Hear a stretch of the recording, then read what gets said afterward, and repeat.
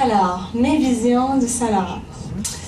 Alors, ça fait plaisir de voir dans la salle, il y a Sylvie, qui est du comité ZIP Jacques Cartier, qui est basée ici à Montréal, dans l'est de Montréal.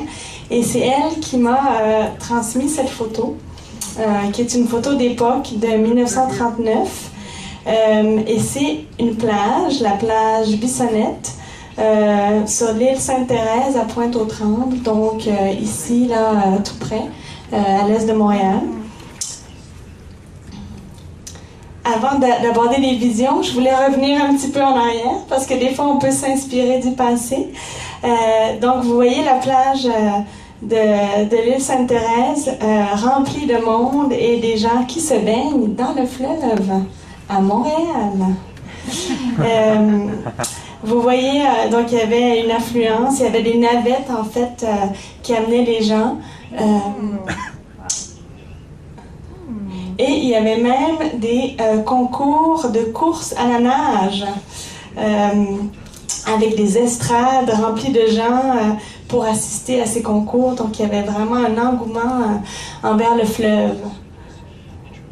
Ici, on a à Québec, l'Anse-au-Foulon, 1938. Donc, on voit aussi une plage avec des gens qui se baignent. Ça, c'est dans les années 60. Donc là, le fleuve devait déjà être quand même pollué, mais les gens ne le savaient peut-être pas encore. Mais il y avait, en tout cas, il y avait l'engouement pour la baignade. Quand même, on voit que c'était bien présent. Ici, c'est Chicago. Donc, j'ai pris cette photo là sur Internet. On voit, c'est là en ce moment. Et j'ai appris qu'à Chicago, il y a une quinzaine de plages accessibles du centre-ville par les transports en commun à pied. Voilà. Donc, je vais juste aller là-dessus d'abord. En fait,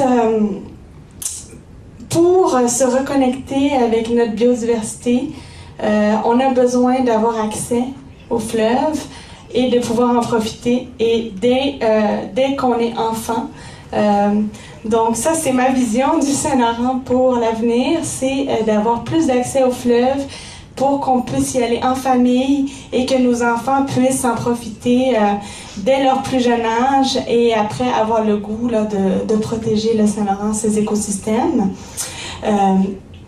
Et puis là, je veux juste revenir là-dessus parce que en ce moment, ce qui se passe avec le prochain plan Saint-Laurent, c'est important de comprendre le contexte. Le Saint-Laurent est... il y a un programme gouvernemental qui s'occupe d'assainir, d'améliorer le Saint-Laurent. Mais c'est un programme, donc surtout les ministères. Et nous, on aimerait qu'il y ait un conseil indépendant, autonome, qui représente tous les secteurs d'activité, y compris la société civile, les usagers, mais aussi les Premières Nations, pour faire des choix intégrés, avoir une vision d'ensemble, une vision neutre, non partisane sur les choix de développement qu'on doit faire pour le Saint-Laurent. Donc, il y a une consultation en ce moment et les gens ont jusqu'au 8 octobre pour se prononcer pour l'avenir du Saint-Laurent. Donc, cet été, nous avons fait avec Pêche-Océan de la recherche sur le Cap-Lan. La Côte-Nord est une des régions où il y a une lacune de connaissances. Et comment peut-on cibler des zones, dire celle-là est en danger, elle est névralgique et celle-là, elle l'est pas, si on n'a pas les connaissances nécessaires. Donc, on se doit d'aller faire une acquisition de connaissances beaucoup plus pointues, autant les connaissances ancestrales que les connaissances actuelles. Par exemple, on a fait un documentaire avec les aînés pour ne pas perdre les connaissances des aînés. À droite, on voit une super belle crevette en haut. Ça, c'est pour représenter les aires marines protégées. Au Québec, il y a seulement moins de 1% de réelles aires marines protégées. Hier, M. Arcan nous a dit qu'il voulait augmenter de 8% à 12% les aires protégées au Québec. J'espère grandement encore là que les zones marines vont être incluses à ce moment-là. Il va falloir que les instances fédérales et provinciales discutent entre elles. Il y a la protection des rivages, comme on peut voir dans le milieu. Donc, une gestion encore là intégrée. Quand on parle de livraison de permis pour faire l'enrochement des berges. À ce moment-là, on prend pas en considération l'habitat de certaines espèces importantes. Donc, essayer de faire vraiment une meilleure gestion intégrée. Et les changements climatiques, donc, encore là, je pense que vous êtes toutes conscientisées sur les changements climatiques. Donc, essayer de faire un frein un peu à ces modifications-là qui vont entraîner de la perte de biodiversité.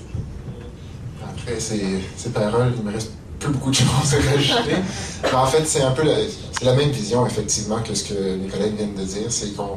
Notre vision, c'est qu'on redonne accès au fleuve à tout le monde, partout le long du Finlande. C'est ce qu'on espère d'ici 2021. C'est notre aspiration, en particulier les enfants. Et donc, nous, notre approche, on se base toujours sur l'éducation, que les gens on veut renouer les gens avec le fleuve, et donc c'est un peu comme ça qu'on espère y arriver, c'est-à-dire que reconnecter par l'éducation, que ce soit au niveau des valeurs ancestrales, comme Virginie vient de le mentionner, mais aussi par tout ce qui se fait au niveau scientifique. Vous savez, la Fondation est connue pour essayer d'avoir cette intégrité-là scientifique, donc basée sur la vulgarisation scientifique. Notre mentor à la Fondation, David Suzuki, est un grand vulgarisateur.